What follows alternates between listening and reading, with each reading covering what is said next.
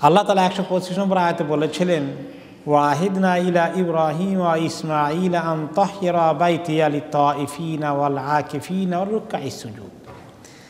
আমি ওয়াদা করেছি বা চুক্তিবদ্ধ হয়েছি, ওয়াদা গ্রহণ করেছি ইব্রাহিম এবং ইসমাইলের সঙ্গে যে এই ঘরকে তোমরা পাক করবে, পবিত্র করে রাখবে।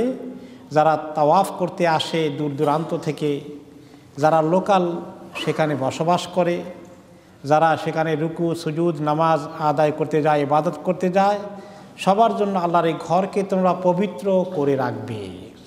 পাক পবিত্রতার অনেক অর্থ আমরা গত সপ্তাহে একটু আলোচনা করেছি। প্রথম মূল হচ্ছে শিরক থেকে মুক্ত থাকা, এটা হলো আসল পবিত্রতা। আল্লাহ তাআলা জানেন পরবর্তী পর্যায়ে মক্কার কুরাইশরা এখানে কতগুলো মূর্তি ঢুকিয়ে দেবে। এই আয়াত নাজিল করে দিয়ে তাদেরকে শুনিয়ে দেওয়া হচ্ছে, তোমরা তো কাবা ঘরের খুব খেদমত করা, বোঝা গেছে, কত মূর্তি এনে ঢুকিয়েছ, আর তোমরা ইব্রাহিম আলাইহিস সালামের উত্তরসূরি বলে দাবি করো, আর বলো আমরা তো মিল্লাতে ইব্রাহিমের মধ্যেই আছি। আমি তো ওনাকে বলেছি কোনো এই শিরকের কাছে ধারে যাওয়া যাবে না, আল্লাহর ঘরকে তাওহীদের জন্য পাক সাফ করে রাখতে হবে। এইটা তোমাদের তাওহীদ হলো? ইব্রাহিম আলাইহিস সালামের আসল উত্তরসূরি তাহলে কে? এই যে নবী মুহাম্মদ সাল্লাল্লাহু আলাইহি ওয়াসাল্লাম, যিনি এই কোরআন নিয়ে এসেছেন, তিনি তো আসল উত্তরসূরি। ইব্রাহিম আলাইহিস সালামের আসল দ্বীনের উপরে তিনি আছেন। তোমাদের দাবি মিথ্যা, শিরক দিয়ে তোমরা আল্লাহর ঘরকে নাপাক করে রেখেছ। তা আমার ঘরকে তোমরা পাক করে রাখো তাইফিনদের জন্যে, যারা তাওয়াফ করে, আকিফিন যারা উকুফ করে। উকুফ মানে ওখানে ইবাদতের জন্য থাকে, লোকাল রেসিডেন্টও হতে পারে, বা যারা হজ ওমরা করতে গিয়ে কিছুদিন থাকেন সেখানে, যারা কিছু ইবাদত করেন, তখন আর বাহির থেকে আগত তাওয়াফকারীদের কাতারে পড়েন না, ওনাদেরকে বলা হয় আল আকিফিন। আর রুকুকারীদের বহু বচন, আর সুজুদ এগেইন যারা সেজদাকারী তাদের বহু বচন। এখানে ইবাদত করার জন্য যারা আসে এই ঘরকে, তাদের জন্য সবসময় পাক পবিত্র করে রাখতে হবে। শিরক থেকে মুক্ত থাকা সবচেয়ে জরুরি। এছাড়াও এমনি সাধারণ পাক সাফ যেন থাকে, এত মানুষের সমাগম সেখানে হয়, তারা যেন সেখানে কমফোর্টেবল ফিল করে যতটুকুন পাক সাফ রাখা যায়, গত সপ্তাহে আমরা বলেছি, সেভাবে চেষ্টা করা হয় যাতে করে এই ঘরের মধ্যে এত লোকের ব্যবহারের কারণে অস্বাস্থ্যকর পরিস্থিতি যেন না হয়। এবং কীভাবে সেখানকার দায়িত্বশীল কর্তৃপক্ষ পাক সাফ করার কি ব্যবস্থা রাখে, আপনারা নিজেরা গেলে সেটা দেখেন যে মাশাআল্লাহ এত কুইক, দুনিয়ার অনেক টেকনোলজি আলারাও এত কুইক পারবে কিনা, মাশাআল্লাহ কোয়াইট গুড। সার্ভিসটাকে অ্যাপ্রিসিয়েট করতে হয়।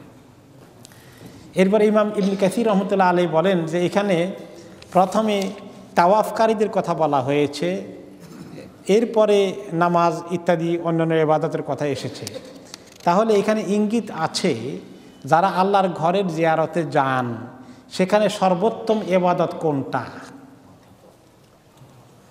তাওয়াফ করা। আবার সর্বোত্তম ইবাদত নামাজ করার কথাও এসেছে, নামাজ পড়ার কথা। কারণ আল্লাহর এই ঘরে এক ওয়াক্ত নামাজ, এক রাকাত নামাজ পড়লে 1,00,000 রাকাতের সওয়াব। এই জন্য কোনো ইমাম বলেছেন যে ওইখানে নফল নামাজের সওয়াব বেশি নফল তাওয়াফের তুলনায়। কিন্তু অবশ্য ইমাম মালিক রহমতুল্লাহ থেকে শুরু করে অনেক ইমামদের ওপিনিয়ন হচ্ছে যে যারা বাইরে থেকে যান, ওখানে বেশি দিন থাকবেন না, তাদের জন্যে তাওয়াফটা সওয়াব বেশি, সুযোগ পাওয়া গেলে নফল তাওয়াফের সওয়াব বেশি। তবে আবার হজের সময় অনেকবার তাওয়াফ করা ইত্যাদির মধ্যে অনেক খাটনি আছে, মানুষ টায়ার্ড হয়ে যায়। তাহলে সেকেন্ড বেস্ট, তারপরে দ্বিতীয় পর্যায়ে যেটা সবচেয়ে বেশি উত্তম ইবাদত সেটা হচ্ছে নামাজ। এরপরে আমরা দেখি যে এই ঘরের মধ্যে, এই ঘরকে পবিত্র রাখতে হয়। শুধু এই মসজিদ নয়, শুধু এই কাবাঘর নয়, যে কোনো মসজিদকেই পবিত্র রাখা লাগে। এই জন্য মসজিদ পবিত্রতার জন্য অনেক গুরুত্ব হাদিসে এসেছে। যারা মসজিদকে পাক সাফ করেন, মসজিদকে ক্লিন করেন, তাদের অনেক সওয়াবের কথা এসেছে। মসজিদকে নোংরা করা, সেখানে ময়লা ফেলা, এটা অনেক বড় গুনাহ। কিয়ামতের দিন মানুষের মসজিদের মধ্যে ময়লা ফেলেছে নিজে অসাবধান করে হয়ে, এইটার গুনাহটা অনেক বড় গুনাহ হিসাবে আমলনামায় ফুটে উঠবে। আর যারা মসজিদকে পাক সাফ করার জন্য ইহতেমাম করেছেন, ফিজিক্যালি চেষ্টা করেছেন, তাদের নেক আমলের মধ্যে এই মসজিদ পাকের অনেকটা বড় সওয়াব হিসাবে, অনেক ওজনের আমল হিসাবে পাওয়া যাবে। এই জন্য মসজিদকে পাক সাফ করার দিকে খুব খেয়াল করা দরকার, যাতে আমার দ্বারা মসজিদের মধ্যে কোনো রকমের ময়লা আবর্জনা কিছু আমার হাতে, এমন কি নাক টাক থেকে কান টান থেকে কোনো কিছু পড়ে যেন মসজিদের ফ্লোরে না পড়ে, এইগুলাকে ইহতেমামের সাথে রুমালের মধ্যে, টিস্যুর মধ্যে নিয়ে বাইরে ফেলে দেওয়া উচিত।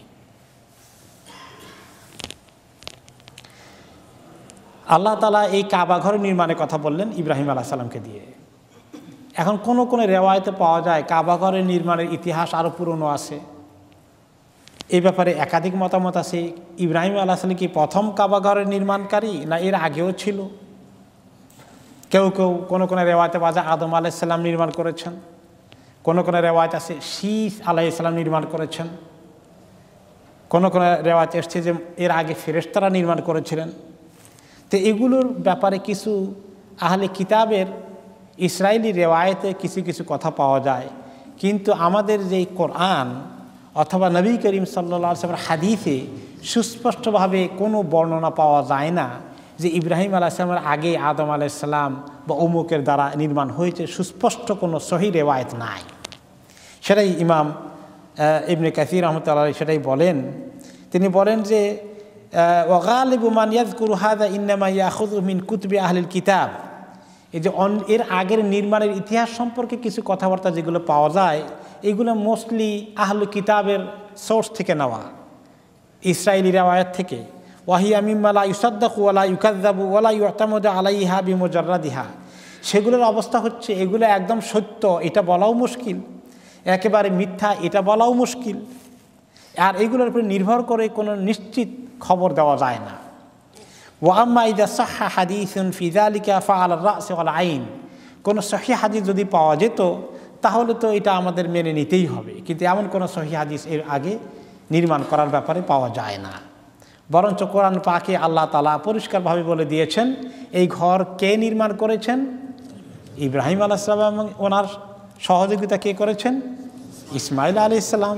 এই একটু পরে আয়াত আসবে ওয়াইদ ইয়ারফাউ ইব্রাহিমুল কাওয়াইদা মিনাল বাইতে ওয়া ইসমাঈল, যে ইব্রাহিম এবং ইসমাঈল যখন এই ঘরের নির্মাণ কাজ শুরু করে দিয়েছেন তখনকার কাহিনী আল্লাহ তাআলা এই এক দুই আয়াত পরেই বলবেন।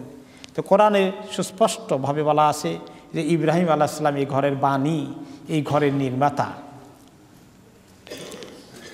তিনি দোয়া করলেন আল্লাহ তাআলার কাছে, সেই দোয়ার আয়াতটা এখানে এসেছে। ওয়া ইয ক্বালা ইব্রাহিমু রাব্বি ইজআল হাযা বালাদান আমিনা।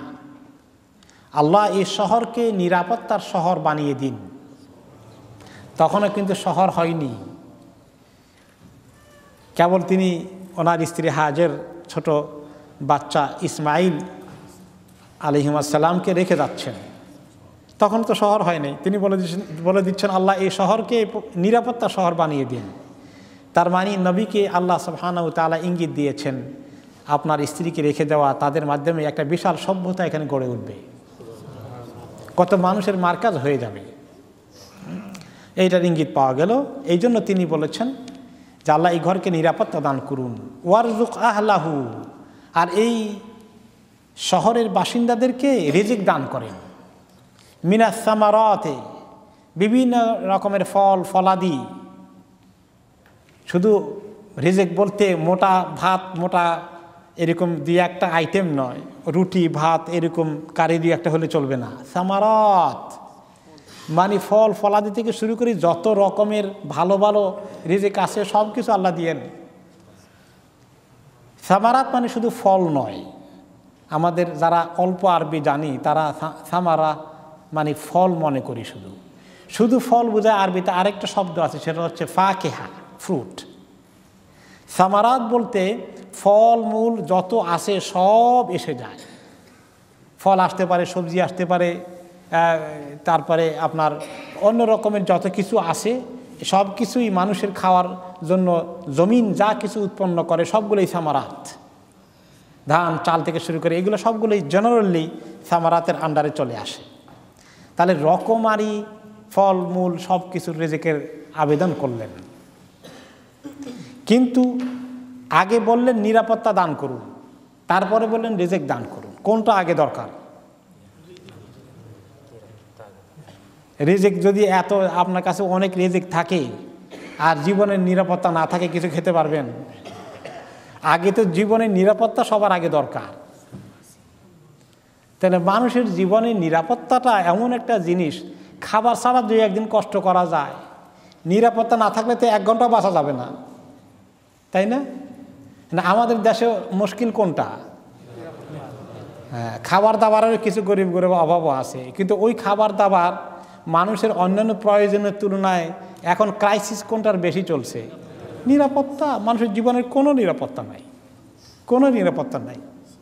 কার ছেলেকে নিয়ে গুম করে রেখে দিবে, 50 লাখ টাকা মুক্তিপণ আদায় করবে, নতুন মেরেই ফেলবে, খবর এভাবে আসে না? তাহলে নিরাপত্তা মানুষের জীবনের সর্বপ্রথম মৌলিক চাহিদা, প্রয়োজন। এই জন্য ইসলাম, তাহলে এখানে আমরা এটা শিখলাম যে নিরাপদ সমাজ গঠন করা, সমাজে নিরাপত্তা থাকা, এটা অনেক বড় জরুরি বিষয়। এটা মুসলিমদের দায়িত্ব হচ্ছে নিরাপত্তা সৃষ্টি করা। নিজের দেশ হোক, যেখানে মুসলমানরা যাবে তারা সেই দেশের নিরাপত্তার কারণ হবে। মুসলমানদের কারণে যেন অন্যরা ভীত সন্ত্রস্ত না হয়ে যায়, সর্বনাশ, মুসলমান আছে, আমাদের কি অবস্থা হয়ে যাবে, নিরাপত্তা সব নষ্ট হয়ে যায় কিনা, এরকম একটা পরিবেশ পৃথিবীর মধ্যে তৈরি করার চেষ্টা করা হয়েছে। কিছু হলো যে হয়তো আমাদের মুসলমানদের কোনো ত্রুটি থাকতে পারে, আর কিছু হচ্ছে ইসলামের দুশমনরা এমনভাবে অপপ্রচার করেছে, এমন কিছু ঘটনা ঘটিয়ে দিয়েছে, কোনো সময় মুসলমানদেরকে ব্যবহার করেছে, আর কোনো সময় অন্যরা দুর্ঘটনা ঘটিয়ে মুসলমানদের কাঁধে উঠিয়ে দিয়েছে। এখন এই জন্য কোনো দেশে মুসলমান দেখলে তারা ভয় পেয়ে যায় যে এর কাছে বোমটোম আছে নাকি, আবার এমন একটা এরও একটা অপপ্রচার করে দেওয়া হয়েছে। অথচ মুসলমানদের পরিচয় কি ছিল? তারা নিরাপত্তার বাহক। মুসলমানদের কাছে কীরকম নিরাপত্তা আছে সারা দুনিয়ার মানুষ যদি দেখত।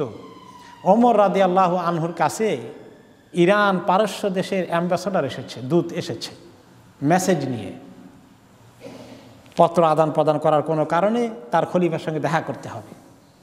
সে দিনের বেলা এসে তালাশ করতেছে লোকদেরকে যে খলিফার প্যালেস কোথায়, তোমাদের বাদশাহ যিনি আছেন শাসক, তার প্যালেস কই, তার রাজপ্রাসাদ কোথায়, তার ভবন কোথায়। বলে যে খলিফার কোনো ভবন টবন নাই, কোনো প্যালেস ট্যালেস নাই। আচ্ছা, দেখা যায় ওই যে একটা গাছের ছায়া শুয়ে আছে একটা লোক, ওই লোকটা ওই হলো ওমর ইবনুল খাত্তাব। তো কে সে গাছের তলায় দুপুর বেলায় নামাজ পড়ে তিনি ডিউটি করা অবস্থায় টায়ার্ড হয়ে গেছেন, গরম বেশি, একটা গাছের ছায়ার নিচে নিজের লাঠিটাকে বালিশ বানিয়ে শুয়ে আছেন,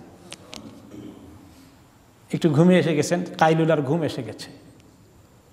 আর সেই লোকটা ওখানে গিয়ে দেখে যে নড়াচড়া নাই, সে কতক্ষণ তামসা দেখলো, এই বুঝি তাদের বাদশাহ। তো সে দাঁড়িয়ে থেকে বলে, আদিলতা ফা আমিনতা ফা নিমতা, 3টা কথা বললেন যে তুমি ইনসাফ কায়েম করেছ, যার ফলে তুমি নিরাপত্তা পেয়ে গেছ, আর যার ফলে তুমি এভাবে নিশ্চিন্তে ঘুমোতে পারছো। আর আমাদের জালিম শাসকগুলো, সেই বলতেছে ওই দূত, যে আমাদের জালিম শাসকগুলো সারা জীবন মানুষের সমাজের মধ্যে জুলুম করে, মানুষকে শোষণ করে, ইনসাফ কায়েম করে না, স্বজনপ্রীতি দুর্নীতিতে ভরপুর, তাদের জীবনে এই নিরাপত্তা নাই। তাদের কত সিকিউরিটি লাগে, আর্মি পুলিশের দ্বারা তাদের কীরকম নিচ্ছিদ্র নিরাপত্তা, নিচ্ছিদ্র নিরাপত্তা, যে নিরাপত্তার মধ্যে কোনো ছিদ্র থাকে না, কিন্তু ছিদ্র পাওয়া যায় মাঝে মধ্যে।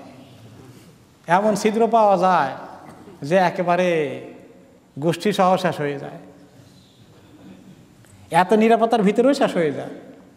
ইন্দিরা গান্ধীকে হত্যা করেছে কে? তার বডিগার্ডরা। আনোয়ার সাদাতকে হত্যা করেছে কে? তার সিকিউরিটির লোকেরা। আমাদের দেশেও আর এরকম একাধিক প্রেসিডেন্ট চলে গেছেন নিজের নিরাপত্তা রক্ষীদের হাতে, নিজের আর্মির হাতে, নিজের যারা নিরাপত্তার দায়িত্বে তাদের হাতে চলে গেছে, ঠিক কিনা? তো নিশ্চিদ্র নিরাপত্তা কেমনি হলো? তো এই অবস্থা দেখে ইরানের দূত বলে যে তোমরা নিরাপত্তা পাবে না কেন? তোমার সমাজে তো ইনসাফ আছে, বোঝা গেছে। তুমি সবার মতোই আর দশজনের মতোই স্বাভাবিক জীবনযাপন করছো। ততক্ষণে সে টের পেয়ে গেছে যে মদিনার সমাজে কি ইনসাফ কায়েম হয়ে আছে। মদিনার আকাশ বাতাস তাকে সাক্ষী দিচ্ছে। এই ছিল মুসলমানদের কাছে এত সুসংবাদ। আর সেই মুসলিম জাতি আজকে এত বড় জালিমে পরিণত হয়েছে। শাসকগুলো জালিমের ভূমিকায় অবতীর্ণ হয়েছে। অসহায় মজলুম জনগণকে তাদেরকে নির্যাতন অত্যাচার করে তাদের ক্ষমতার বহিঃপ্রকাশ ঘটায়, ক্ষমতার দাপট দেখায়। তো কাজেই ওই দেশে কি আর নিরাপত্তা থাকে? যেখানকার শাসকরা হয়ে যায় মানুষের প্রতি জালিম, সেই দেশে নিরাপত্তা থাকে না। আর আল্লাহ তাআলা এমনকি যেই শাসক দল অমুসলিম হলেও দেশের মধ্যে আইন কানুন, নিরাপত্তা, বিচার ব্যবস্থার স্বাধীনতা, স্বাভাবিক নিয়ম গতিতে চলা, ইনসাফ কায়েম থাকে, এই অমুসলিম সরকার এবং দেশকে আল্লাহ তাআলা বেশি পছন্দ করেন মুসলিম দেশের জালিমদের থেকে তুলনায়। কারণ আল্লাহর কাছে আখিরাতে বিচার হবে কাফের আর মুসলমানের ঈমানের ভিত্তিতে। দুনিয়ার মধ্যে মানুষের নিরাপত্তার জন্য শাসন ব্যবস্থা, সরকারি ব্যবস্থা, এর মধ্যে ইনসাফ থাকা মানুষের নিরাপত্তার জন্য একটা বিশাল বিষয়। এই জন্য ইমাম ইবনে তাইমিয়া রাহমাতুল্লাহ আলাইহি বলেছেন, ওই দেশে আল্লাহ বেশি রহমত দান করেন যেই দেশের মধ্যে নিরাপত্তা বেশি, ইনসাফ বেশি, এমনকি শাসক যদি অমুসলিমও হয়। আর দেশ যদি হয় মুসলিম, শাসক যদি হয় জালিম, তারা মুসলিম হলেও সেই দেশে আল্লাহর রহমত আল্লাহ কমিয়ে দেন। তার ভুক্তভোগী বোধহয় আমাদেরকে আর দূরে যেতে হবে না দেখার জন্য। আল্লাহ তাআলা মুসলমানদেরকে এই নিরাপত্তার প্রতীক বানিয়ে পাঠিয়েছিল। এই জন্য ইসলাম যখন সারা পৃথিবীতে ছড়িয়ে যায়, কিছু দায়ী ইলাল্লাহর ভূমিকার কারণে ছড়িয়েছে। আর আশেপাশের অনেক দেশ ইসলামের মধ্যে চলে এসেছে। তারা শাসকদের, যারা প্রজা আছে, জনগণ আছে, তারা দাওয়াত দিত মুসলমান শাসকদেরকে, তোমরা এসে আমাদের দেশটাকে দখল করে নিয়ে যাও, আমাদেরকে এই জালিম শাসকদের শাসন থেকে মুক্ত করো। কনস্টান্টিনোপল, ইস্তাম্বুল, আজকে তুরস্ক মুসলিম দেশ, ওখানকার লোকজন এইভাবেই দাওয়াত দিয়েছিল মুসলিম শাসকদেরকে। তারা অমুসলিম ছিল, তোমরা আসো, তোমাদের মধ্যে এত ইনসাফ আছে, আমাদের দেশটাকে তোমরা দখল করে নিয়ে ইনসাফ কায়েম করে দাও। এইভাবেই ইসলাম অনেক জায়গায় প্রতিষ্ঠিত হয়েছে। তো এই নিরাপত্তা মুসলমানদের জীবনের অনেক বড় দায়িত্ব। নিজের সমাজে প্রতিষ্ঠা করা, এমন কোনো কাজ করা না যেখানে সমাজের নিরাপত্তাহীনতা চলে আসে। তারপরে রিজিকের কথা বললেন, খাবার দাবার যা কিছু। কারণ ওই মরুভূমির জমিনে তখনকার মক্কায় কোনো শহর ছিল না। তিনি যখন রেখে আসেন সেটা ছিল বালুর শহর, বালুর ভূমি, কোনো বাড়ি নেই, ঘর নেই, পানি নেই, মানুষ নেই, এই সব কিছু ধুধু মরুভূমির মধ্যে রেখে এসেছেন। তারপরে তিনি দোয়া করলেন, আল্লাহ তাআলার কাছে দোয়া করলেন। দোয়াটা কোথায় করলেন, কিভাবে করলেন, তার বর্ণনাটা ইমাম ইবনে কাসির রহমতুল্লাহ আলাইহি বলছেন। কিভাবে বলছেন?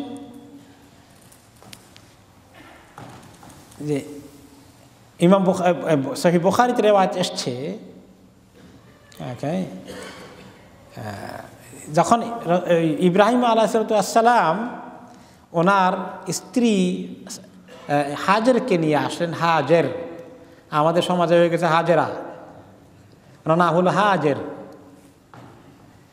আর তার সন্তান ইসমাইলকে নিয়ে আসলেন। তখনও দুগ্ধপোষ্য শিশু, দুধ খায় মায়ের কোলে। আল্লাহর ঘর যেখানে হবে ওইখানে রেখে গেলেন। ওয়ালাইসা বিমাক্কাতা ইয়াউমাইদিন আহাদ, মক্কাতে সেদিন কোনো জনমানবের বসতি নেই। ওয়ালাইসা বিহা মাউন, সেখানে কোনো পানি নেই। ফাওয়াদাহুমা হুনালিকা, তাদেরকে সেখানে রেখে দিলেন ওই জায়গার মধ্যে। ওয়াদা ইনদাহা জিরাবান ফিহি তামার, একটা ছোট্ট ব্যাগের মধ্যে কিছু খেজুর দিলেন খাবার। ওয়া সাকাউন ফিহি মা, আর একটা পানির একটা গ্যালন, পানির একটা ভাণ্ড চামড়া দ্বারা তৈরি করে যে মস্ক ভর্তি করে দিয়ে আসলেন।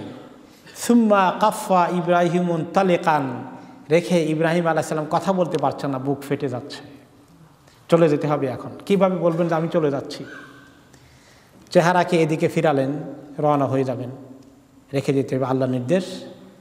ফাতাবিআতহু উম্মু ইসমাইল, ইসমাইলের মা ওনাকে একটু ফলো করলেন, কোথায় যান? ফাকালাত ইয়া ইব্রাহিম আইনা তাযহাবু ওয়া তাতরুকুনা বিহাদাল ওয়াদি, ইব্রাহিম কোথায় চলে যাচ্ছেন আমাদেরকে এই উপত্যকায় রেখে? লাইসা ফিহি আনিসুন ওয়ালা শাই, এখানে আমাদের সঙ্গ দেওয়ার কেউ নেই, কিচ্ছু নাই, একেবারে ধুধু মরুভূমি। ফাকালাত লাহু যালিকা মিরারান ওয়া জাআলা লা ইয়ালতাফিতু ইলাইহা, কয়েকবার তিনি কথা বললেন। ইব্রাহিম আলাইহিস সালাম জবাবও দেন না, ওনাদিকে ফিরেও তাকান না। কারণ কি জবাব দিবেন, কোনো ভাষা নেই, ফিরে তাকাতে নিজের কষ্ট হবে। বুড়ো বয়সে পাওয়া এই সন্তান, কলিজার টুকরা, তাকেও রেখে যাচ্ছেন। তখন এতবার বলার পরে জবাব দিচ্ছেন না, তিনি বুঝলেন যে কোন আল্লাহর কোনো ইঙ্গিত আছে কিনা এখানে।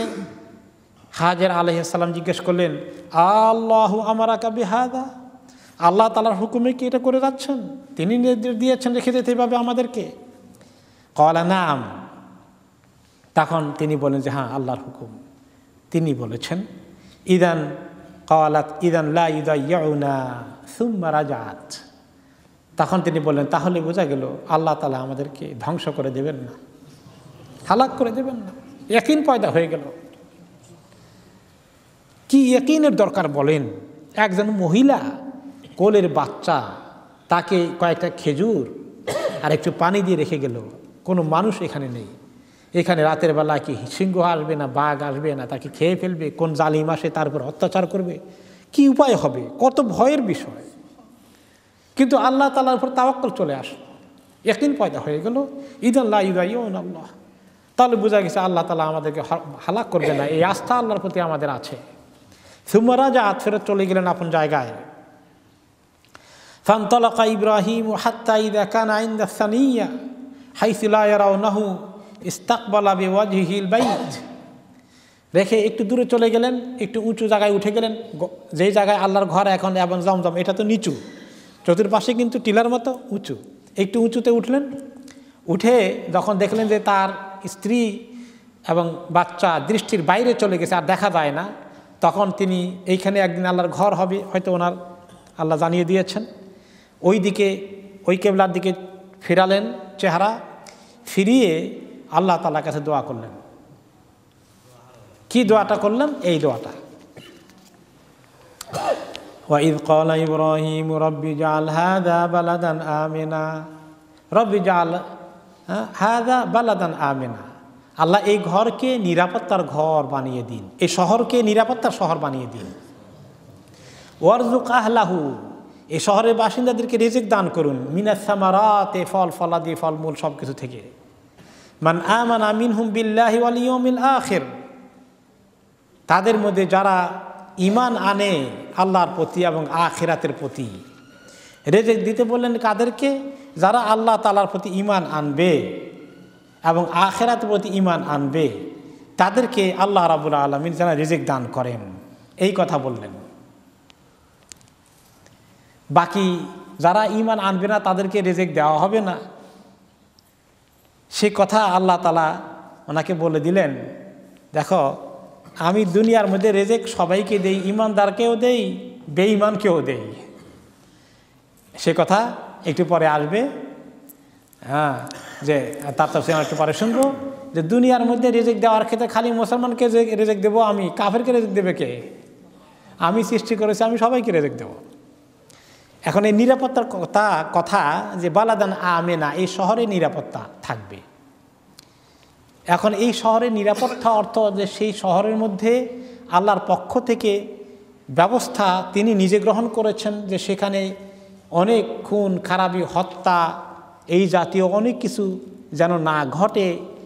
শরীয়ত দিয়ে আল্লাহ রাব্বুল আলামিন সকল যুগে বলেছেন এই ঘরে যেই থাকবে আসবে, এই সীমানার ভিতরে, এটা হচ্ছে বালাদুল আমিন, এখানে নিরাপত্তা এবং এর কতগুলো আদাব রক্ষা করতে হবে।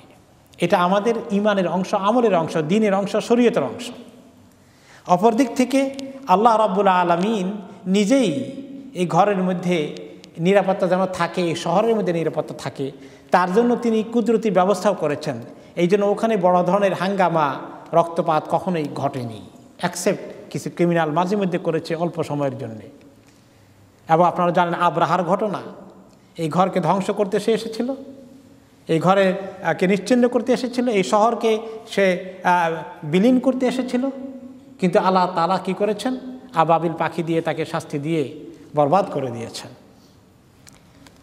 এখন এই ঘরের নিরাপত্তা, বালাদান আমিনান, ইব্রাহিম আলাইহিস সালাম দোয়া করলেন, সে কথা রাসূলুল্লাহ সাল্লাল্লাহু আলাইহি ওয়াসাল্লাম একবার বললেন আল্লাহ তাআলার কাছে, মদিনা যাওয়ার পরে দোয়া করলেন। কি দোয়া করলেন? ইন্না ইব্রাহিমা হাররামা বাইতাল্লাহি ওয়া আম্মানাহু, যে ইব্রাহিম আলাইহিস সালাম এই ঘরকে হারাম ঘোষণা করেছেন, পবিত্র ঘোষণা করেছেন, এবং এই ঘরে তিনি নিরাপত্তার জন্য আল্লাহর কাছে দরখাস্ত দিয়েছেন।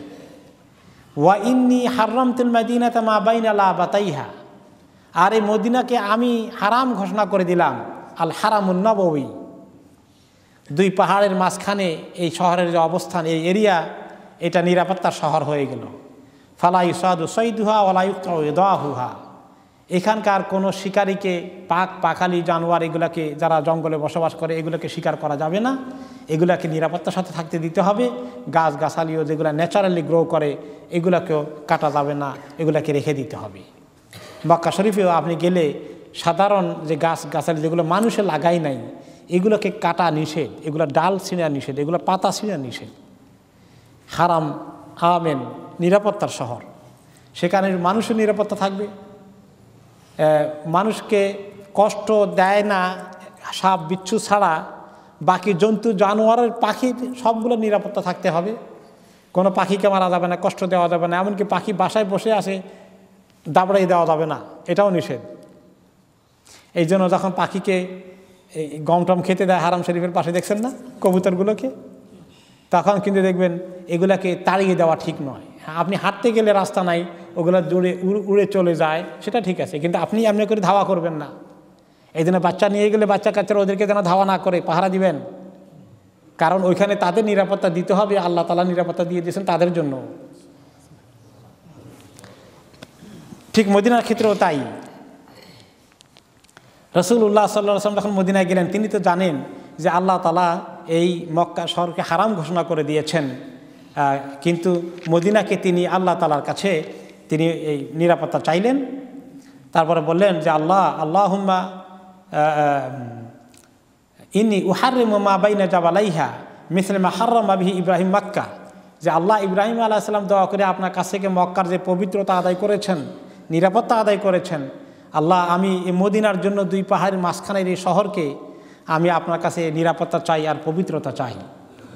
আল্লাহুম্মা বারিক লাহুম ফি মুদ্দিহিম ওয়া সাআহিম, আরও দোয়া করলেন যে আল্লাহ মদিনাবাসীদের মাপার যন্ত্র যেগুলো আছে, যেগুলো দিয়ে ওজন দেয়, তাদের ওজনের মধ্যে বরকত দিয়ে দিয়ে। আরও দোয়া করলেন যে আল্লাহুম্মা ইজআল বিল মাদিনাতি দি'ফাই মা জাআলতাহু বিমাক্কাতা মিনাল বারাকা, আল্লাহ মক্কা শরীফে যত বরকত দান করেছেন, খাইরও বরকত দিয়েছেন, মদিনা শরীফে তার ডবল দিবেন। কারণ মদিনার বাসিন্দারা ওনাকে জায়গা দিয়েছেন, হিজরতের জন্য অ্যালাউ করেছেন। মক্কাবাসীদের তুলনায় মদিনাবাসীদের কোরবানি অনেক বেশি ছিল, এই জন্য তিনি মদিনাবাসীদের জন্য দোয়া করেছেন। এই জন্য আপনি যখন মক্কায় যাবেন, আচার ব্যবহারের দিক থেকে মক্কাবাসীর তুলনায় দেখবেন মদিনাবাসীর আচার ব্যবহার কম্পারেটিভলি অনেক ভালো, এখনও ভালো। এই জন্য মদিনাবাসীদের সঙ্গে পারলে একটু বেশি মহব্বত করে ব্যবহার করবেন। ট্যাক্সি ব্যবহার করলে যখন হজে ওমরায় যান, বকশিশ দিয়ে দিবেন। অরিজিনাল মদিনার বাসিন্দা যারা, তারা মোটামুটি ভদ্র, তাদের আচার ব্যবহার আমি যতবার দেখেছি, আমি কম্পেয়ার করতে পেরেছি, মক্কাবাসীদের তুলনায় মদিনাবাসীদের ব্যবহার অনেক পোলাইট।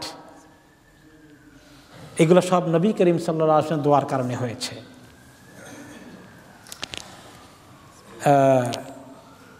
এখন অবশ্য ইব্রাহিম আলাইহিস সালামের দোয়ার কারণে আল্লাহ তাআলা মক্কা শরীফকে হারাম ঘোষণা করে দিলেন, নিরাপত্তা দিলেন, নাকি এর আগে থেকেও এর নিরাপত্তা ছিল? এখন ওই আয়াতে বোঝা যায় ইব্রাহিম আলাইহিস সালাম দোয়া করলেন, আর আল্লাহ তাআলা সেটা কবুল করলেন। কিন্তু অপর দিক থেকে হাদিস পাওয়া যায় যে অনেক আগে থেকেই মক্কার এই জায়গাকে আল্লাহ তাআলা নিরাপদ এবং পবিত্রতার ঘোষণা দিয়েছেন। সেটা পাওয়া যায় ফতে মক্কার হাদিসের মধ্যে।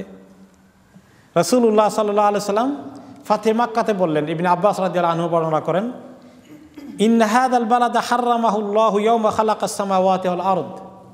হে জনতা, এই জমিনকে আল্লাহ তাআলা, এই শহরকে, মক্কার এই বালাদকে, আল বালাদুল আমিন কে নিরাপত্তা দান করেছেন ইয়াওমা খালাকাস সামাওয়াতি ওয়াল আরদ।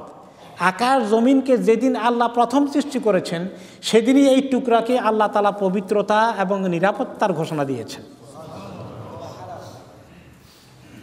ফাহুয়া হারামুন বিহুরমাতিল্লাহি ইলা ইয়াউমিল কিয়ামা।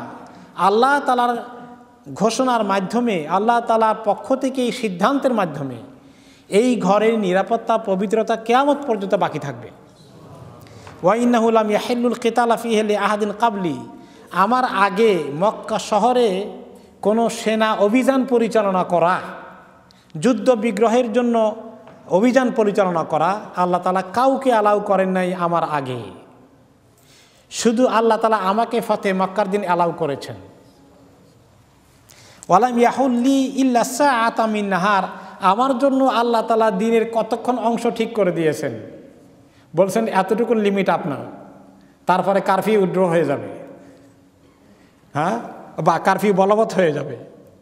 তার মানে যে এই সময়ের জন্য যতক্ষণ মক্কার দায়িত্ব গ্রহণ করে মক্কা বিজয় হয়ে যায়, শিরক থেকে কাবাকে মুক্ত করতে পারেন, ততক্ষণের কিছু সময়ের জন্য আল্লাহ তাআলা আমাকে অ্যালাউ করেছেন। যদি কাফেররা আসতো মোকাবিলা করতে, তাহলে যুদ্ধ করতে হলে উনি যুদ্ধ করা অ্যালাউড ছিল, কিন্তু আল্লাহ রাব্বুল আলামিন সেটাকেও কুদরতিভাবে এড়িয়ে দিয়েছেন। কারণ রাসূলুল্লাহ সাল্লাল্লাহু আলাইহি ওয়াসাল্লাম জানেন মক্কা ঘরে পবিত্রতা। এই ঘরকে আবু জাহল, আবু লাহাবের নিয়ন্ত্রণে আছে, তাই না? আবু লাহাব তো মারাই গেছে, তা আবু জাহলও মারা গেল। পরে আবু সুফিয়ান সহ কুরাইশদের নেতৃত্বে তখনও তার ভিতরে 360টা মূর্তি আছে। মদিনা শরীফে ওনারা এই ঘর থেকে বঞ্চিত আছেন, তো ওনারা এটাকে বিজয় করে মুক্ত করবেন, কিন্তু তিনি চান না রক্তপাত হোক। এই জন্য তিনি মক্কা বিজয়ের অভিযানটাকে কি করলেন? গোপন রাখলেন, যাতে এই খবর পাস না হয়।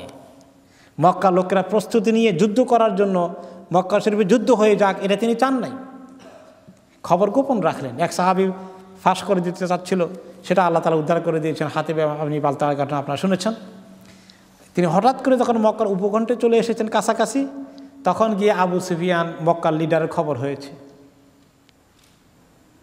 তিনি লাস্ট আওয়ারে গিয়ে দূত পাঠিয়েছেন যে কিভাবে মক্কা আপনারা অভিযান করবেন না, আমরা কিভাবে থামা যায়, নেগোসিয়েশনের চেষ্টা করেছেন, কিন্তু ফেল করেছেন। পরে রাসূলুল্লাহ সাল্লাল্লাহু আলাইহি ওয়াসাল্লাম বলেছেন, আমরা রক্তপাত করতে আসিনি, আল্লাহ তাআলার ঘরকে শিরক মুক্ত করতে এসেছি। আল্লাহ তাওহীদের কথা এই ঘরের তাওহীদের জন্য বানানো হয়েছে। তোমরা কোনো যুদ্ধ বিগ্রহ না করে, তোমরা অস্ত্র হাতে না নিয়ে নিজের আত্মরক্ষার জন্য শুধু অস্ত্র রাখো, আক্রমণ করার কোনো অস্ত্র সাথে রাখবে না। তোমরা আল্লাহর ঘরে গিয়ে যদি তোমরা সাইলেন্টলি থাকো, নিজের ঘরে গিয়ে কেউ থাকো, আর তুমি আবু সুফিয়ানের ঘরে গিয়েও আশ্রয় নেয়, আমি কাউকে হত্যা করব না।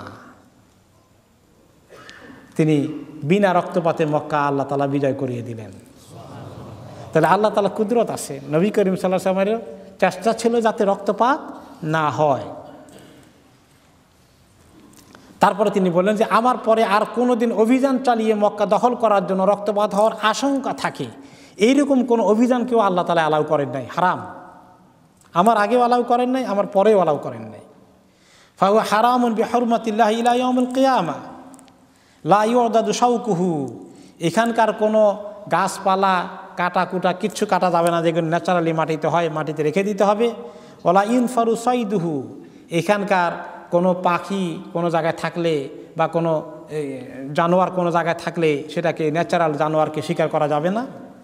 ওয়ালা ইলতাকাতু লুকতাতুহু ইল্লা মান আররাফাহা।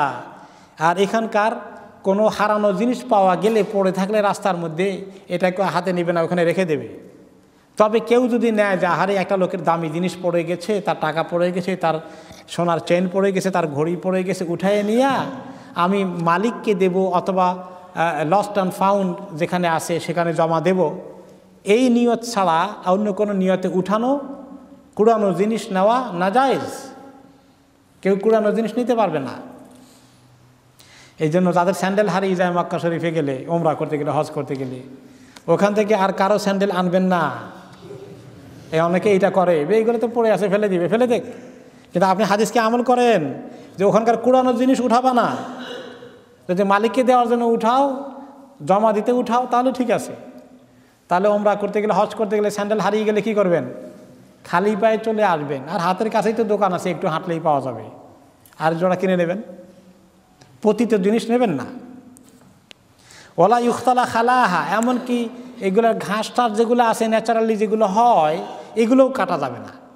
হ্যাঁ, মানুষ যেগুলো চাষ করে, চাষ করলে তো কাটতে হবে, সবজি লাগালে খেতে হবে, কাটতে হবে, মানুষের চাষেরগুলো ঠিক আছে, কিন্তু ন্যাচারাল যেগুলো আছে বা যেগুলো মানুষের খাওয়ার কাজে লাগে, এগুলো ছাড়া ন্যাচারালগুলো সাফ করে কেটে ফেলবে, এগুলো করবে না, ছিঁড়বে না। এখন এখানকার ঘাসগুলোও উঠাবে না। এই কথা শোনার পরে ফাকাল আল আব্বাস ইয়া রাসূলুল্লাহ ইল্লাল ইযখার ফাইন্নাহু লিকাইনিহিম ওয়া লিবুয়ুতিহিম। আব্বাস রাদিয়াল্লাহু আনহু ওনার চাচা, ফতে মক্কার দিন যখন নবী করিম সাল্লাল্লাহু আলাইহি ওয়াসাল্লাম হাদিসটা বললেন, মক্কার পবিত্রতা ঘোষণা দিলেন, কারণ এর আগে তো কাফেররা আছে, তারা কি এত পবিত্রতাকে রক্ষা করেছে নাকি? এখন তিনি নতুন করে ফরমান দিলেন। আব্বাস রাদিয়াল্লাহু আনহু আসেন সেখানে।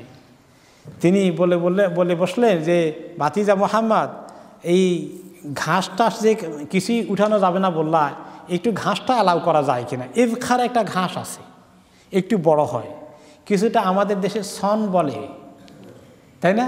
এটার আর কোনো নাম আছে নাকি শুদ্ধ বাংলায়? সন জাতীয় একটা জিনিস আছে, এটা মানুষের ঘরের চাল বানাতে, বেড়া বানাতে এগুলা কেটে নিয়ে আসা লাগে।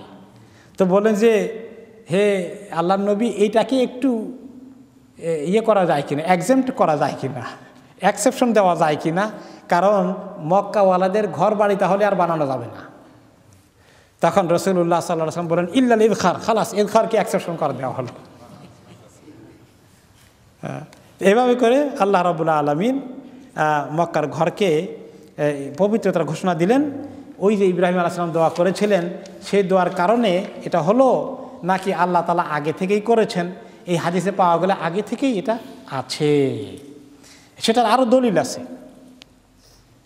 আল্লাহ তাআলা অন্য আয়াতে বলেছেন, আওয়ালাম ইয়ারাউ আন্না জাআলনা হারামান আমিনা ওয়া ইউতাখাত্তাফুন নাসু মিন হাওলিহিম, যে তারা কি দেখে না যে আমি এই হারামকে, মক্কার হারামকে আমেনা, নিরাপত্তা দিয়েছি, অথচ এর আশেপাশে আরবদের কবিলাগুলোর মধ্যে চতুর্দিক থেকে লোকদেরকে গুম করে নিয়ে যাওয়া হয়, হত্যা করা হয়, মারামারি হয়, কাটাকাটি হয়, ঝগড়া লড়াই ফাসাদ অনেক কিছু হয়। জাহেলি জামানাতেও মোটামুটি তারা অনেকটা এখানে রক্তপাতকে এড়িয়ে যাওয়ার চেষ্টা করত। আর একটি হাদিস এসেছে, লা ইয়াহিলু লিআহাদিন আন ইয়াহমিলা বিমাক্কাতা সিলাহ, কারোর জন্য মক্কাতে অস্ত্র উঁচিয়ে হাঁটা জায়েজ নাই। আগের জমানায় যেখানে মানুষ নিরাপত্তার জন্য অস্ত্র নিত, অস্ত্রটাকে লুকিয়ে হাইড করে ব্যাগের ভিতরে রাখতে হবে, ওপেনলি অস্ত্র নিয়ে হাঁটবে না মক্কা শহরে। এইরকম নিরাপত্তার কারণে দেওয়া হয়েছে। তবে এখন যে কিছু সিকিউরিটি লোকজন তারা তো অস্ত্র নিয়ে হাঁটে, কারণ এটা মানুষ এত বেশি হয়ে গেছে, আউট অফ কন্ট্রোল, কোন জায়গায় কোন ক্রাইম হয়ে যায়। কাজেই এই ক্ষেত্রে আর দরুরাত তুবিহুল মাহযুরাত, একটা প্রিন্সিপাল শরীয়তের আছে যে জরুরত যখন খুব বেশি হয়ে যায় তখন কোনো হারাম জিনিসও শরীয়তে জায়েজ হয়ে যায়। সেই কারণে নিরাপত্তা মানুষের জন্য অত্যন্ত জরুরি, সেই হিসাবে জায়েজ হয়ে যাবে। তাহলে এখন সমাধান কি, যে নবী করিম ইব্রাহিম আলাইহিস সালামের দোয়ার কারণে হলো না আল্লাহ তাআলা আগেই ঘোষণা করলেন? এটা হচ্ছে দুইটাই মিলে, কন্ট্রাডিকশন নাই।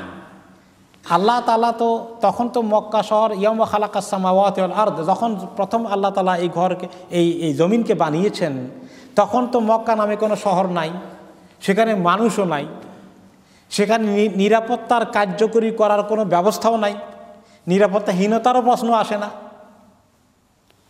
ইব্রাহিম আলাইহিস সালাম যখন ঘর বানালেন, পরবর্তী পর্যায়ে ঘরকে কেন্দ্র করে যখন মার্কাজ গড়ে উঠল এবং মহল্লা গড়ে উঠল এবং শহর গড়ে উঠল, এবং তার শুরুতে ইব্রাহিম আলাইহিস সালাম দোয়া করলেন, তাহলে আল্লাহ তাআলার হুকুম, আগে থেকে আল্লাহ তাআলার মনসা, সিদ্ধান্ত, ইব্রাহিম আলাইহিস সালামের দোয়া, এটা কি সম্পূরক, পরিপূরক, না একটা আরেকটার পরিপন্থী হলো?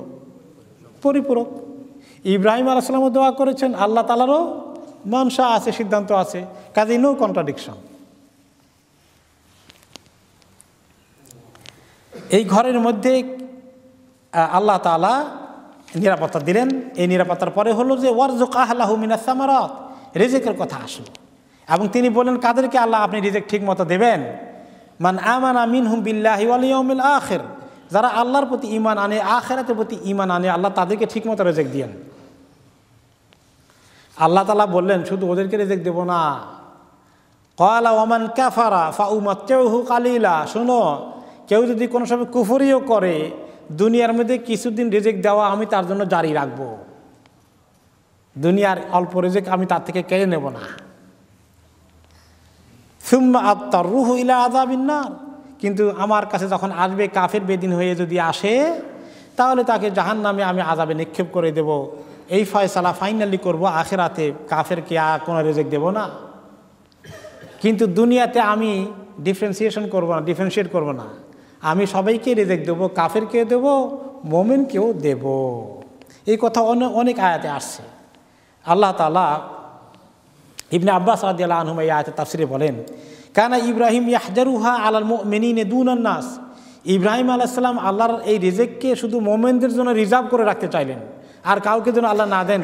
এই শহরে কাফের টাফের থাকলে রিজিক না পেয়ে এখান থেকে বাইরে হয়ে যাক দরকার হলে। তিনি চাইলেন শুধু রিজার্ভ করে রাখতে মুমিনদের জন্য। ফাআনজালাল্লাহু তাআলা, আল্লাহ নাজিল করলেন, ওমান কাফারা আইদান আরযুকুহুম কামা আরযুকুল মুমিনিন, আমি কাফেরদেরকে রিজিক দেব যেভাবে মুমিনদেরকে রিজিক দান করি। আখলুকু খালকান লা আরযুকুহুম, আল্লাহ তাআলা বলতে চান আমি সৃষ্টি করবো আর আমি রিজিক দেব না, রিজিক দেবে কে? সুবহানাল্লাহ। অন্য আয়াতে আল্লাহ তাআলা আরো পরিষ্কার করে বলেছেন, কাফের আর বেদিন, গুনাহগার নেককার সবাই আল্লাহ রিজিক পায়। কুল্লান নুমিদ্দু হাউলাই ওয়া হাউলাই মিন আতাই রাব্বিক ওয়া মা কানা আতাউ রাব্বিকা মাহযুরা, উভয় যারা নেককার, যারা গুনাহগার, যারা ঈমানদার, যারা কাফের, সবাইকে আমি তোমার রবের দান থেকে দেব, বঞ্চিত করব না। তোমার রবের দান দুনিয়ার মধ্যে শুধু কারো জন্যই, অল্প কিছু লোকের জন্যই নয়, বাকিদেরকে বঞ্চিত করার জন্যই।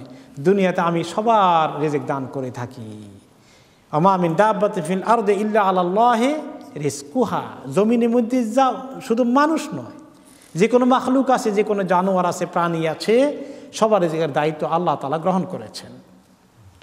আল্লাহ তাআলা অন্য আয়াতে কাফেরদের ব্যাপারে, বেদিনদের ব্যাপারে বলেছেন, ইন্নাল্লাযীনা ইফতারুনা আলাল্লাহিল কাযিবা লা ইফলিহুন মাতাউন ফিদ দুনিয়া সুম্মা ইলাইনা মারজিউহুম সুম্মা নুযীকুহুমুল আযাবাশ শাদীদা বিমা কানু ইয়াকফুরুন, নিশ্চয়ই তারা আল্লাহ তাআলার ব্যাপারে মিথ্যা কথা আরোপ করে, মিথ্যা কথাবার্তা বলে, তারা কোনোদিন কামিয়াব হবে না।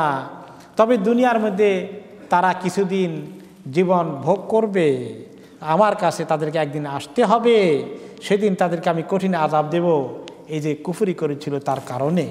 অন্য আয়াতে আল্লাহ তাআলা বলেছেন, সুম্মা আত্তারুহু ইলা আযাবিন নার ওয়া বিসাল মাসির, এরপরে আমি তাদেরকে আখিরাতে গিয়ে হিসাব নিয়ে কঠিন আযাবে দেব, খুব খারাপ ঠিকানা তাদের জন্য হবে।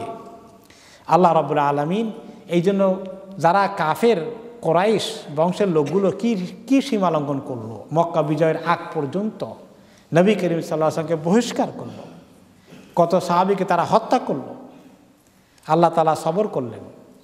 এই জন্য পৃথিবীতে অনেক জালিমদেরকে আল্লাহ তাআলা সঙ্গে সঙ্গে অ্যাকশন নিয়ে পরের দিনই আউট করে দিয়েছেন নাকি? কিছুদিন সময় দেন। আবু জাহাল, আবু লাহাবকে আল্লাহ তাআলা সময় দিয়েছেন, ফেরাউনকে সময় দিয়েছেন, কারুনকে সময় দিয়েছেন, বর্তমান জামানার ফেরাউনদেরকেও আল্লাহ তাআলা কিছুদিন সময় দিচ্ছেন।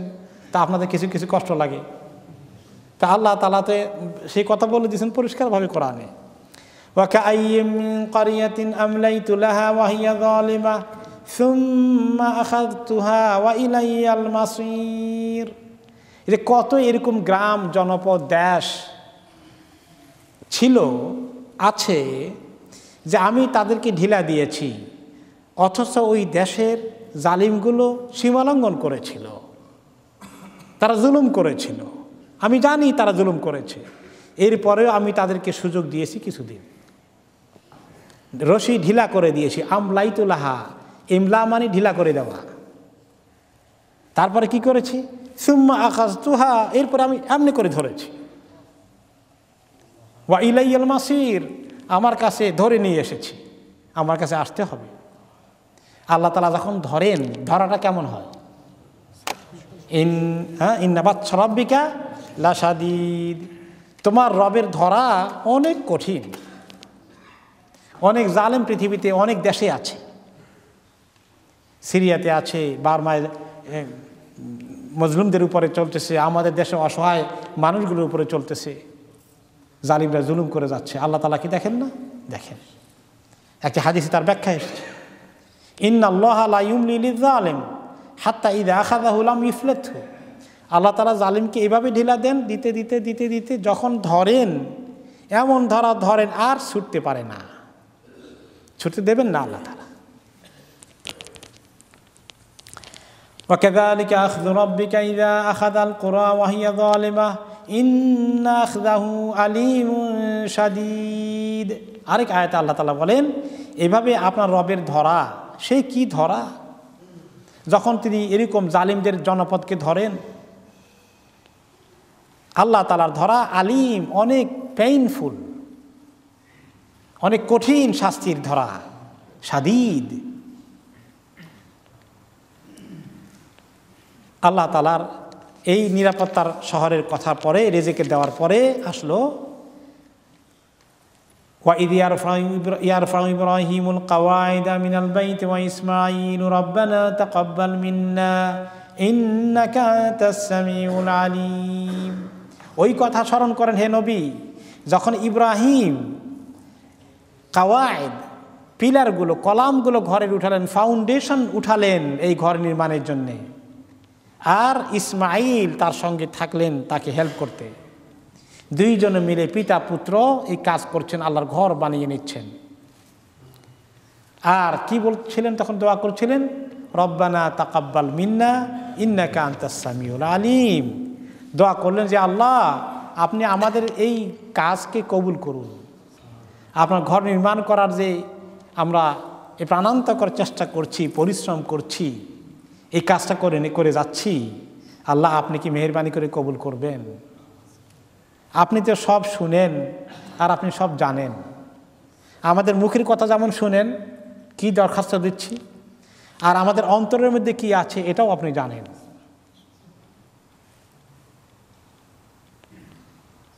কে দোয়া করছেন? যে ইব্রাহিম আলাইহিস সালাম, ওনার দোয়ার মধ্যে মানে এমন ইখলাস, আল্লাহ নবীর মধ্যে কি পরিমাণ ইখলাস থাকে আমরা তো জানি, তাদের মধ্যে কোনো রিয়া থাকে না। তিনি তারপরে দোয়া করছেন এই দোয়াটা, যে আল্লাহ তাআলার কাছে কবুল হওয়ার জন্যে। এখানে শিক্ষা আমাদের জন্য অনেক বড় শিক্ষা আছে। আমরা অনেক সময় দিনের কাজ করি, কেউ মসজিদ বানাই, মাদ্রাসা বানাই, কেউ ইসলামী দাওয়াতি দিনের কাজ করি, দায়িত্ব পালন করি, কেউ বড় কোরবানি করি, কিন্তু অনেক সময় আমরা ভুলে যাই যে আল্লাহ তাআলার কাছে কবুল হওয়ার দরখাস্ত দিতে। কিছু একটা বানাই ফেললে আমরা সেলিব্রেশন শুরু করে দেই, আমরা খুব গর্ব করি, আমাদের মধ্যে ফুর্তি চলে আসে, আমরা খুব করে ফেলেছি অ্যাচিভমেন্ট, আমরা আমাদের অ্যাচিভমেন্টটাকে আমরা খুব ফলাও করে প্রচার করি। এগুলো ইখলাসের পরিপন্থী কাজ। মুমিন যদি কোনো ভালো কাজ করে, সবসময় দরখাস্ত দেয় যে আল্লাহ আপনি কবুল করেন। আর কাজটার পুরো পুরস্কার যেন আল্লাহ তাআলার পক্ষ থেকে পাওয়া যায় সে আশা করে। এই ঈমান অত্যন্ত জরুরি জিনিস। তিনি এই দোয়া আল্লাহ তাআলার কাছে করতে থাকলেন।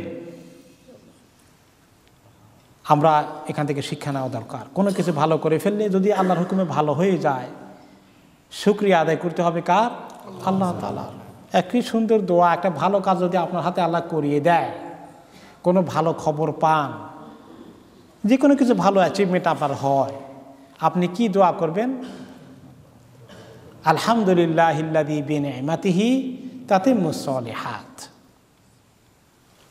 সে আল্লাহর প্রশংসা, যার অবদানের কারণে, যার নিয়ামতের কারণে সমস্ত নেক কাজগুলো কমপ্লিট হয়ে যায়। তো আলহামদুলিল্লাহ, আল্লাহ তাআলা শুকর আদায় করতে হবে সবার আগে। নিজেরা করে ফেলেছি, এটা ফলাও করা, প্রচার করার দিকে চলে গেলে একটু রিস্ক থাকে। রিস্কটা কি? আমাদের মনের মধ্যে একটু রিয়া চলে আসে কি না, আমরা করে ফেলেছি, আমরা করতে পারি, আমাদের যোগ্যতা আছে, এরকম কিছু চলে আসতে পারে। আল্লাহর কাছে সওয়াবটা কমে যাবে। এই জন্য আল্লাহ তাআলার কাছে এই সমস্ত কিছুর জন্য কৃতিত্ব আল্লাহ তাআলার কাছে দান করা। আমার কোনো ক্ষমতা ছিল না, আল্লাহ তাআলা আমাকে তৌফিক দান করেছেন। আল্লাহ তাআলা আমাকে তৌফিক দান করেছেন। গতকালকে একটা কিতাব পড়ছিলাম, সেখানে সালফে সালেহিনে কেউ মন্তব্য করেছেন যে ইলম থাকলেই কোনো লাভ নাই যদি আমল না থাকে। আমল হইলেই কাজ হবে না যদি ইখলাস না থাকে। ইখলাস থাকলেই নিশ্চয়তা নাই, কারণ মরার আগে কোন সময় ইখলাস উধাও হয়ে যায়, কোনো নিরাপত্তা আছে? নাই। তাহলে আমাদের কোনো কিছুর ব্যাপারেই এরকম বড়াই করা, গর্ব করা, অহংকার, আমরা এটা করেছি, সেটা করেছি, এটা পারি, সেটা পারি, এগুলোকে যত অ্যাভয়েড করা যায়। সমস্ত কৃতিত্ব আল্লাহ তাআলার কাছে দেওয়া। আল্লাহ তাআলা আমাকে তৌফিক দিয়েছেন, আল্লাহ তাআলা তিনি যেন কবুল করেন, বিশেষ করে দ্বীনের কাজে, দ্বীনের কাজে, দ্বীনের যে কোনো কাজে। এটা আল্লাহর কাছে এই দরখাস্ত দেওয়া। নবী করিম সাল্লাল্লাহু আলাইহি সাল্লাম, মানে নবী ইব্রাহিম আলাইহিস সালাম, তিনি নিজে আল্লাহ তাআলা নবী হওয়া সত্ত্বেও বলতেছেন, আল্লাহ আপনি তো জানেন আমার অন্তরে কি আছে, আলিম, আর আমি কি বলছি, কি চাই। কারণ আল্লাহ তাআলা ইঙ্গিত দিয়েছেন এই ঘর হবে দুনিয়ার মার্কাজ, এই ঘর হবে সমস্ত মানুষের হজের কেন্দ্র। এখন এই ঘরের নির্মাতার তো একটা বিরাট, কার হাতে এই ঘর তৈরি হয়েছে, কত সুনাম সুখ্যাতি, সারা জীবন চলতে পারে, সেগুলোর দিকে ওনার কোনো ভ্রুক্ষেপ নাই, নজর নাই। তিনি শুধু আসেন, একটা চিন্তা মাথার মধ্যে ঢুকিয়েছেন, আমার আল্লাহ তাআলা কবুল করলেন কি না। দুনিয়ার মধ্যে অনেক মানুষ অনেক কাজ করে, কিন্তু তারা আসলে বেশি পাবে না, কারণ তাদের নিয়তে ইখলাস ছিল না। অনেকেই অনেক বিশাল এক বাদশাহ মনে করেন, কত বড় মসজিদ বানিয়ে দিল, অনেক রাজা বাদশারা তো এগুলো করে, তাই না? খুব বড় বড় মসজিদ বানিয়ে দেয়, যদি অন্তরের মধ্যে ভালো নিয়ত না থাকে কিচ্ছু পাবে না। কিন্তু যারা মুসল্লিরা নামাজ পড়ে তারা ঠিকই পাবে, নিয়ত যারা ইখলাস করেছে, ইখলাসের সাথে চলেছে। এই জন্য ইখলাসের এত জরুরত আছে। এই আয়াতটা ইখলাসের অন্যতম গুরুত্বপূর্ণ আয়াত। বিশেষ করে যে কোনো দিনই আমলের ক্ষেত্রে, ইবাদতের ক্ষেত্রে, দিনই দায়িত্ব পালনের ক্ষেত্রে, দিনই প্রতিষ্ঠান করার ক্ষেত্রে আমাদের জন্য বিরাট একটা সতর্কবাণী এবং লেসন এখানে রয়েছে। রব্বানা ওয়াজআলনা মুসলিমাইন লাকা ওয়া মিন যুররিয়াতিনা উম্মাতাম মুসলিমাতাল লাক ওয়া আরিনা মানাসিকানা ওয়া তুব আলাইনা ইন্নাকা আনতাত তাওয়াবুর রহিম। হে রব, হে আল্লাহ, আমাদেরকে মুসলিম বানান। ওয়াজআলনা মুসলিমাইন লাকা, পিতা পুত্র দুইজনে মিলে ঘর বানান, আল্লাহর কাছে দোয়া করেন যে আল্লাহ আমাকে আর আমাদের দুইজনকে আল্লাহ ভালো মুসলিম বানিয়ে দেন। ওই মুহূর্তে দুইজন দোয়া করছেন, ওনার স্ত্রীরা তো আসেন, তাদেরকে তো মিস করতে চান না, কিন্তু ডুয়াল দ্বিবচন ব্যবহার করেছেন এইখানে, এই জন্য যে দুইজনে মিলে এই মুহূর্তে কাজ করছেন, সামনাসামনি আছেন। আর বললেন ওয়া মিন যুররিয়াতিনা, এইখানে অ্যাড করলেন যে আল্লাহ আমাদের সন্তান সন্ততিকেও উম্মাতাম মুসলিমাতাল লাক, আপনার কাছে পরিপূর্ণ আত্মসমর্পণকারী মুসলিম হিসাবে বানিয়ে দিন। যুররিয়া, সন্তান সন্ততি টান দিলে তাদের মাও চলে আসে, মা ছাড়া তো সন্তান সন্ততি আসবে না। কাজেই সবাইকে ইনক্লুড করে ফেলেছেন, কিন্তু নিজের দুজন থেকে শুরু করে দিয়েছেন। আসলে দোয়া করতে হলে আগে নিজের জন্য করা লাগে, দোয়া করতে হলে আগে নিজের জন্য করতে। এই জন্য নিজেদেরটা আগে বলছেন যে আমাদের দুইজনকে ভালো মুসলমান বানিয়ে দেন, আর আমাদের সন্তান সন্ততিকেও বানিয়ে দেন। নিজের জন্য দোয়া করার সুন্নাত, এটা হলো হাদিসে এসেছে যে তুমি যখন দোয়া করবে আগে তোমার নিজের জন্যে দোয়া করবে, তারপরে বাকিদের জন্য দোয়া করবে। আপনার ছেলে মেয়ের জন্য করবেন, মা বাবার জন্য করবেন, নিজেরটাকে মিস করে নয়। এই জন্য এমনকি মাইয়িতের যখন জানাজা পড়ি তখন কোনটা দিয়ে শুরু করি? আল্লাহুম্মা গফির লিহাইয়িনা ওয়া মাইয়িতিনা, আল্লাহ যারা জিন্দা আসি তাদেরকে মাফ করে দেন, যারা মরে গেছে তাদেরকে মাফ করে দেন। অথচ মাইয়িতের দোয়া মাকসুদে আপনি জানাজা পড়ছেন। হ্যাঁ, তো এটা হচ্ছে এই আমরা যে তিনি আল্লাহ তাআলার কাছে কতগুলো দরখাস্ত দিলেন, নিরাপত্তার কথা, আগে দুনিয়ার মধ্যে নিরাপত্তা লাগবে, তারপরে বললেন রিজিক দেওয়ার কথা, রিজিকটাও মানুষের জন্য অত্যন্ত দরকার বেঁচে থাকার জন্যে, তারপরে এই দুনিয়ার মৌলিক চাহিদা, বেসিক নিড, মানুষের যেগুলো দরকার সেগুলোর পরে আল্লাহ তাআলার কাছে দরখাস্ত দিলেন যে আল্লাহ আমাদেরকে খাঁটি মুসলমান হিসাবে যেন বেঁচে থাকতে পারি, আমাদের সন্তান সন্ততি সহ, এই দরখাস্ত আপনার কাছে দেয়। আর তারপরে দোয়া করলেন কি, ওয়ারিনা মানাসিকানা ওয়া তুব আলাইনা, আল্লাহ আমাদেরকে মানাসিক দেখিয়ে দিন। মানাসিক মানে হচ্ছে হজের নিয়ম কানুন, ওমরার নিয়ম কানুন, এই ঘরের জিয়ারতের নিয়ম কানুন। কারণ তিনি টের পেয়ে গেছেন আল্লাহ তাআলা কেন এই ঘর বানাচ্ছেন ওনাকে দিয়ে, এটা হবে সারা দুনিয়ার মানুষের জন্য ইবাদতের ঘর। ইন্না আউওয়ালা বাইতিন উদিয়া লিন-নাসি লাল্লাযী বিবাক্কাতা, মানুষের জন্য সর্বপ্রথম ইবাদতের যে ঘর বানানো হয়েছে সেটা কোথায়? মক্কা শহরে। এটা হবে সারা দুনিয়ার ইবাদতের মারকাজ। তো আল্লাহ এই ঘরের যে উপলক্ষে যে হজ হবে তার তরিকা আমাদেরকে শিখিয়ে দিন, এই দোয়া করলেন। এরপরে আবার দোয়া করছেন ওয়াতুব আলাইনা, আল্লাহ আপনি আমাদের তওবাকে কবুল করুন। কি জানি কোনখান দিয়ে কোনো ত্রুটি হয়ে যায়, কোনখান দিয়ে নিয়তের মধ্যে একটু গরমিল হয়ে যায়, কোনখান দিয়ে আমরা একটু দুনিয়াদার হয়ে পড়ি, এগুলো যেন আল্লাহ তাআলা কিছু হয়ে গেলে আপনি মাফ করে দেন। ইন্নাকা আনতাত তাওয়াবুর রহিম, আপনি তো তওবা কবুল করেন, আপনি অনেক রহম দেল। এই দোয়া তিনি করলেন। এরপরে এই ঘরের নির্মাণের ক্ষেত্রে এবং এই শহর গড়ে ওঠার পেছনে মা হাজের, তার সন্তান ইসমাইল, জমজম কুয়া, এর কাহিনীটা ইমাম ইবনে কাসির আরও বিস্তারিত এনেছেন, যেটা আল্লাহ তাআলা তৌফিক দিলে আমরা আগামী সপ্তাহে শুনবো ইনশাআল্লাহ তাআলা। আজকে আমরা এখানে শেষ করি। সুবহানাকাল্লাহুম্মা ওয়া বিহামদিকা আশহাদু আল্লা ইলাহা ইল্লা আনতা আস্তাগফিরুকা ওয়া আতুবু ইলাইক।